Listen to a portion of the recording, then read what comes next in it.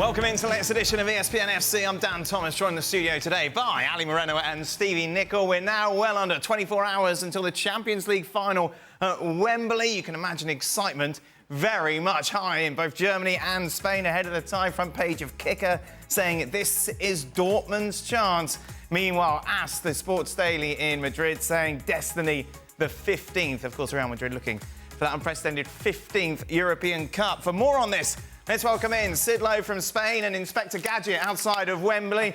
Stewart Robson is with us. Robert, it was interesting. Producer Mike wanted me to start the show by asking what was the vibe there, what are the fans saying, but then you remembered it's Stewart Robson. You don't talk to the fans. Well, it'd be nice if there was any fans here. I think it's very empty at the moment. It's 10:30, so there's not too many people around. There was a couple of people in the car park, and I've got a producer here, but apart from that, there's not. It's very, very quiet at Wembley at the moment. Friday night, of course, that'll change tomorrow. Sid, looking at it, obviously, so much hype about this 15th European Cup. Real Madrid going to the tie as favourites, rightly so, as they believe, as they have done in so many finals previously, that they'll win it. Yeah, and there's a couple of things, isn't there, at play here. One of them is, as you say, that confidence that comes with being Real Madrid, with having the record that they have, that they've won 8 European Cup finals in a row. They haven't lost since they were beaten by Liverpool in 1981. So that's part of it. And the other part is that this final is different to the previous 8. This is the final, I think, without any doubt, where they have most felt like favourites going into it. In all of those other finals, there was a degree of trepidation. And I think, in fact, if you listen to the way the players have talked, and the way, in particular, today at the pre-match press conference that Ancelotti and Nacho and Modric talked, it felt to me very much like a group that was trying not to say we're favourites, that was trying to remind people that this is football and that things can happen, that was trying to kind of make sure that they didn't fall into the trap of believing it too much. And, of course, the reason why they might fall into that trap is because they really are quite clearly favourites for this. This time last week, we were sat here saying Manchester City turn up, they win the FA Cup. Yeah. Obviously, this is a similar kind of sort of scenario. Borussia Dortmund very much underdogs. What's to stop Real Madrid doing what Manchester City did last weekend? Well, the fact that it happened last weekend, I would suggest, because... Do you think you take notice of that? Oh, aye, absolutely. If I'm the manager of Real Madrid, I'm reminding everybody that if you're not at it, if you're not focused, if you don't prepare, not just the day before the game, but the week and the training and what you eat and your rest, if you do not concentrate and focus on this, here's what can go wrong. Because clearly City didn't focus properly. So it couldn't have come at a better time for Ancelotti, because if I'm Ancelotti, I am shoving this right in their face. Right. As an example of what happens if you don't get it right. The preparation couldn't be much better, could it, for Real Madrid? We've seen it over the last few weeks. He's alternated teams. Obviously, it was the dress rehearsal side that we saw in that final game at the Bernabeu. It seems like the prep couldn't have gone much better. Well, and I think that adds to what Stevie was just saying there, that there is a difference between what was going on with Manchester City and what is going on with Real Madrid. Manchester City had just won the league the weekend before, and it was well reported of the, obviously, extracurricular activities of the players, and that perhaps sort of the focus had gone away from what was in front of them, and what was in front of them was the FA Cup final. In the case of Real Madrid, they've been preparing for this final for weeks now. It has been the one thing that they've been thinking about and that Ancelotti has been thinking about. And the training sessions, I imagine that they would have been curtailed to this very moment. And so I don't think that would be the excuse for Real Madrid if indeed they do come up short. It's not because the preparation wasn't quite there. In fact, as you just mentioned, that if they had been diligent in their preparation, they had every opportunity available for them to be as ready as possible for this match. There's one little caveat to that, Sid, I suppose, Rodrigo being late into Manchester City, if you were trying to stir something up somewhere. Yeah, I suppose so. And actually, what Rodrigo said over the last few days has been a big focal point of the way that the media has picked up on this and of the conversations around this. Of course, because one of the reasons is that what Rodrigo has said is spread across 3 different interviews. Now, 2 interviews in which he essentially said, you know, look, I would like to stay at Real Madrid, but if in the future I found that I didn't have a key place to play or a key role rather to play within the team, then maybe I would think about going somewhere else. And that, you know, I think within the context of his position and knowing that Mbappe's coming, it's not great timing, but it's not a particularly earth-shattering thing, although, as I say, it's not the best moment for it. And then the third one was an interview which came out in GQ magazine in which he admitted that playing against Manchester City, that Real Madrid knew that City were the better side. And in fact, in his words, City are the best side in the world at the moment. But I don't even think that that's necessarily a really big deal, in so much as what he was really doing was trying to underline what Real Madrid have in terms of their competitiveness, in terms of their ability to withstand a team that dominates them long periods in the game and know that there's a way through it. The problem is, of course, you add those three things together, and then, to be honest, Rodrigo's slightly clumsy attempt to get out of it, in which he said, you know, my words have been taken out of context. Well, the two interviews in which he claimed his words were taken out of context were TV interviews uncut.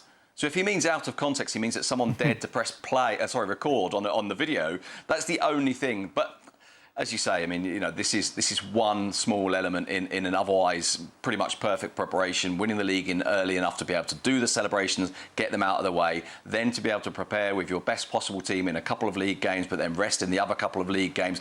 Even the one thing that's gone really badly wrong this week, which of course is Lunin getting flu, has actually helped to resolve and justify a decision that I think Ancelotti was going to make anyway, which was to start with Courtois in goal. Robbo, looking at Real Madrid's preparations for this, how much focus, if you're Carlo Ancelotti, is there on Borussia Dortmund? He has to think about Borussia Dortmund and the way that they play, but I think it's all about Real Madrid. I don't think he'll think too much about Borussia Dortmund going forward. He'll be thinking about how can they cause them problems. And he can cause them problems by getting at the two centre-backs or down the side of the two centre-backs, because Hummels can't run. Schlotterbeck makes bad decisions quite often. I mean, they've got to this stage by some good defending in the last game against PSG. But in the main, Borussia Dortmund aren't a good side when they're being counter-attacked. What do Real Madrid do quite well, or very well, is counter-attack down the left-hand side. Rierson will try and get forward for Borussia Dortmund, so they're spacing behind him. Maatsen is probably their most athletic player on the left-hand side, but there'll be spacing behind him because he likes to get forward. Emre Can isn't particularly good defensively at the moment. He's not a good athlete. So the two centre-halves and the centre midfield player, the main defensive players, I think are weak for Borussia Dortmund. And so Ancelotti will be looking at ways of getting down the side of them, running in behind them, doing all those sorts of things. But in the main, Real Madrid play the way they play. I mean, he might change where the centre forwards play. Rodrigo might play through the middle, Vinicius Junior on the left-hand side, the other way round. Does he play Bellingham in the number 10 position, or does he play him from the left coming in? So in the main, he's going to be worried about the way his team perform rather than Borussia Dortmund. On the flip side, if you're Dortmund, then how much focus is there on Real Madrid? How much are you watching videos, looking at vulnerabilities? Is that productive? Well, I think it's something that you have to do. And you have to prepare your team accordingly. And you have to go back to things that helped you out get to this point. You have to forget about your performances in Bundesliga, by the way, and we'll get to that in a little bit. When we think of Borussia Dortmund defensively and the frailties that Robo just mentioned there, those things are not going to disappear. And so how do you protect against that? You're going to have to get a lot of work defensively from Karim Adeyemi on the left-hand side, from Daniel Malin or Sancho on the right-hand side, whoever plays. And you're going to have to have a lot of organization. You're going to have a lot of discipline. But once you get out on the counter yourself, because Stewie just mentioned Real Madrid countering against Dortmund. When Dortmund counter against Real Madrid, that first ball needs to be a good ball out of pressure and needs to find Nicol's Fulkirk. And he's got to play well with his back to goal, lay the ball off, and now you're going with the speed of Adeyemi going the other side. Now you're going with Jadon Sancho. And maybe you catch Real Madrid out of position. But yes, you're paying attention to what Real Madrid does, because you imagine, if you're Borussia Dortmund, that Real Madrid is the team that has the responsibility to carry the pace of this game. Craig often tells the story, Brazil, France, 98, ahead of the game. Craig Brown, the manager, said, hey, don't worry about Brazil. Ronaldo, he's just a poor man's Joe Jordan. When you've got Edin Terzic, how do you try and motivate the team without sounding like an idiot?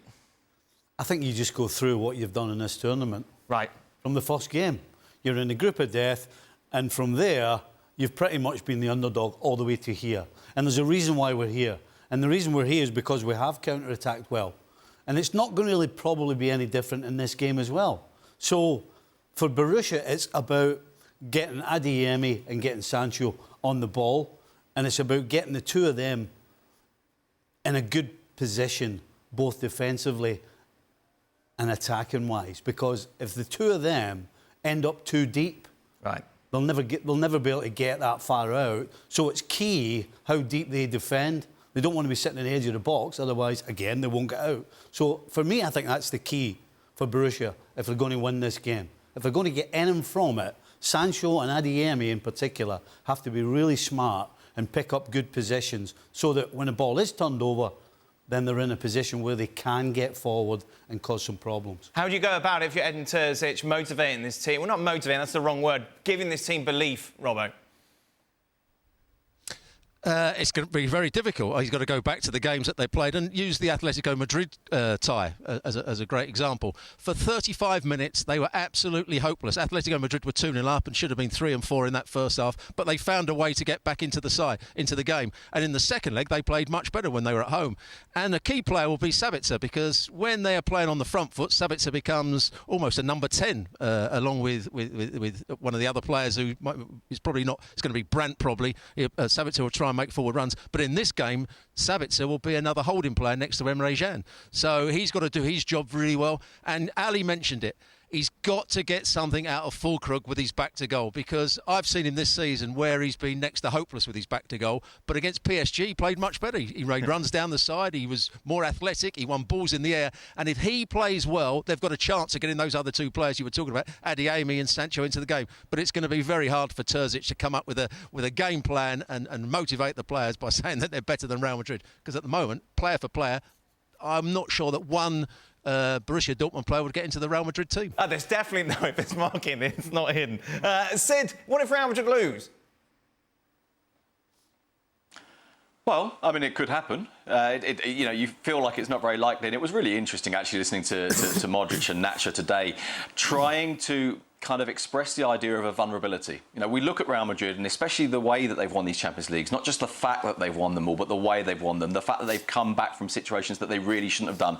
And you start to get this kind of almost invincible feeling about them. Well, I thought today that what both Modric and Nacho were trying to express, and Ancelotti to a degree as well, was an idea of vulnerability. We're not invincible. Almost as if they were kind of preparing themselves in advance in case it happens. Ancelotti even used the phrase, whatever happens in this final, it's been a really successful season. Now, we know Real Madrid are not a club that feel like losing a final is ever a successful season. So if they lose, I actually think they're in a really unusual position for Real Madrid, is that if they lose, I don't think it causes a real problem. Now, that's not to say they don't want to win. It's not to say it won't be desperately disappointing for them if they were to lose. But I don't think they're in the position they would have been in had they been defeated in previous finals. And you take this back a decade, where this whole cycle begins.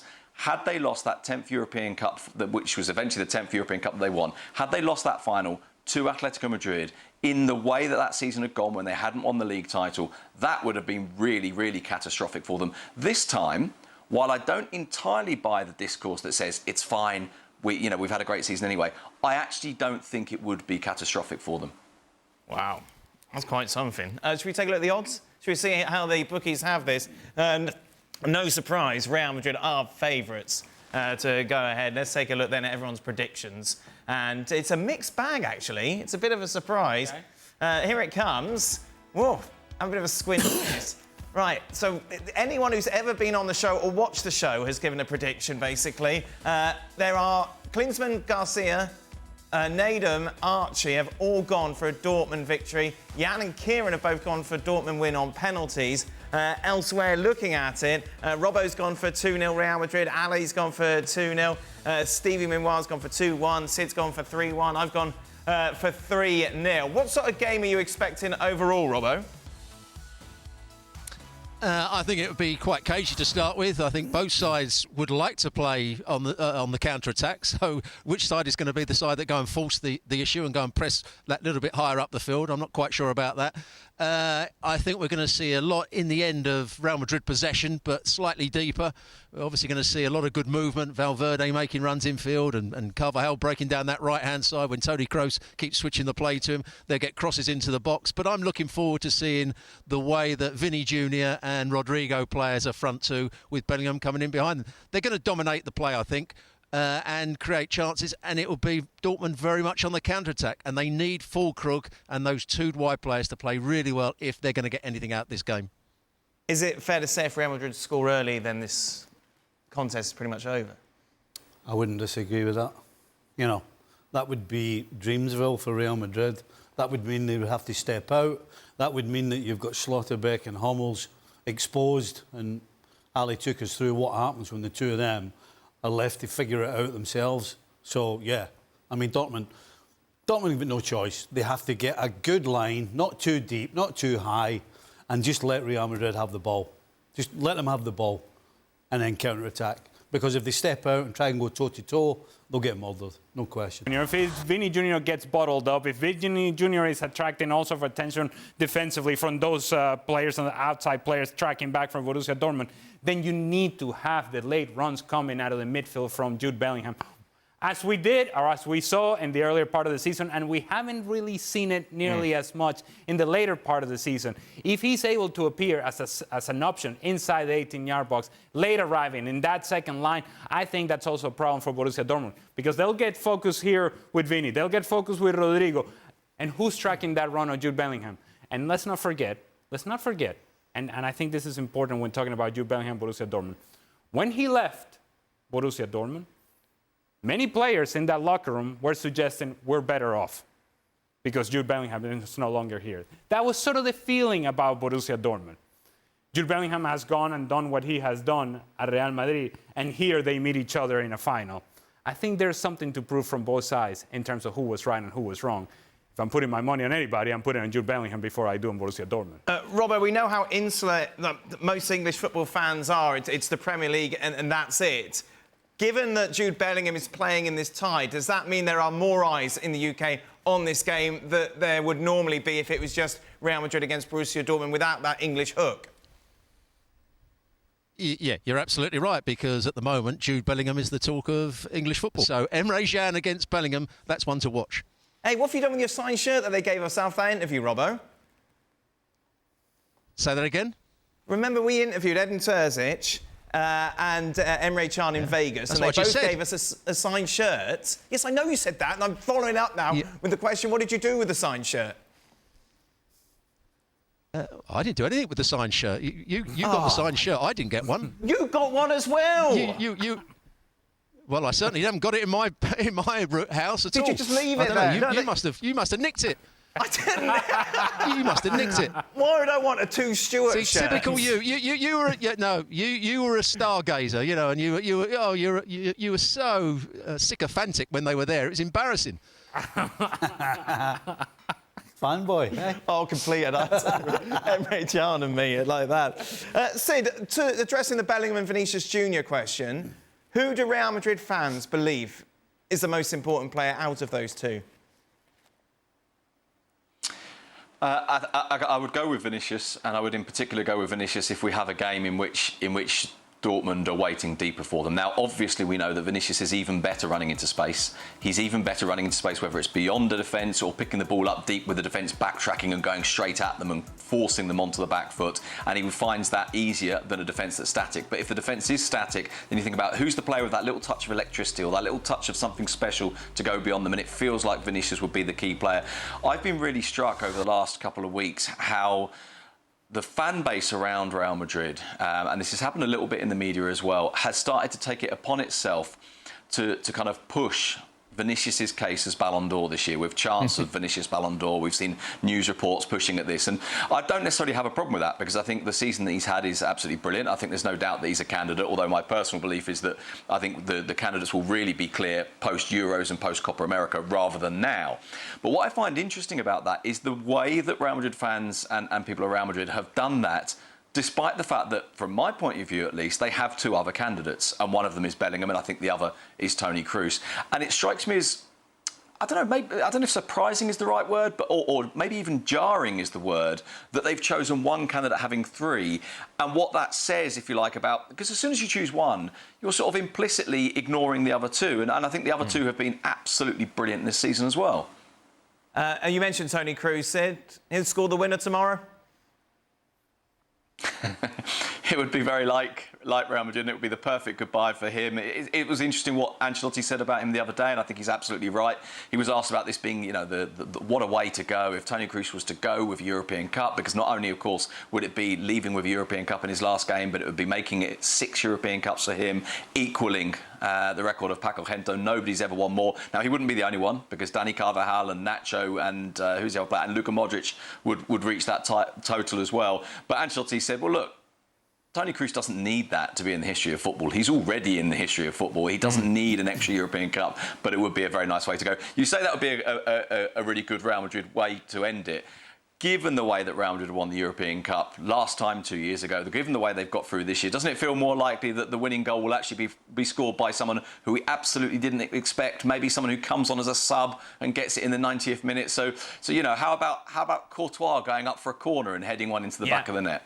No, Lunin coming on to replace Courtois because of his aerial ability, sneezed it everywhere, flew everywhere. Still, he's there to score the winner. Well, it wouldn't be the winner, would it? It would have to be the equaliser. Why? I'm with you, Stevie. Well, because why is it, if they're 1-0 up, why would the goalie come? He's not going to go off for a corner. Yeah, fair enough. So they'd have to be the equaliser. They got a plane to catch. they got to get back. It's got to be done in 90 minutes. What about a Marco Reus winner? Yeah, that could be the case. And people, I think, sort of forget as to how good of a player Marco Reus has been or was at one point, and it's just injuries that derail his career. It's his last game, Stevie. Does it make any difference going into this with that knowledge? Marco Reus? Or Toni Kroos? Both of them? No, that's because of their experience. No, because of the experience, because, you know, both players have reached where they are because of what's going on. As much as they've got talent and they were born with certain skills, it's in your head. You know, being able to perform is about preparing properly. It's not a fluke. Right. It's about preparation. It's about the way you think. And they've had the careers because mentally they're real strong, real tough. They know exactly what they're capable of, and they know exactly what to do in certain situations. And they understand that to be successful, luck's not attached to it. It's mental strength and ability. I would say, in the case of Marco Reus in particular, if he's having to come on the field to make a difference, that means that Borussia Dortmund are in trouble. That means that they're chasing the game, and he's having to come on perhaps 15, 20 minutes and somehow finding an answer for them. So, if I'm a Borussia Dortmund fan, I'm probably thinking, we probably don't need Marco Reus. If you don't need Marco Reus, that means that you're doing well. That means that you've already scored a goal. That means that you're protecting. If he's on the field, that means you're chasing. I believe our time is up with Stewart, Robson. Are you sleeping at Wembley tonight, Robert? What's the plan? I'm going home, Dan. I'm going to be travelling back in the next 10 minutes or so, yes, and coming back tomorrow to watch the game. Why don't you just stay there the night? It's like a 2-hour drive for you. It is, but I like to see my wife. You know, unlike yourself, that doesn't. So I like to. I like to go home and. No. See, I'm a family man, Dan. Sometimes you're not. Anyway, we'll move on. Wow, God. Dear me. Stewart Robson. Happy Friday, everybody. Whoa. What a lovely, happy family here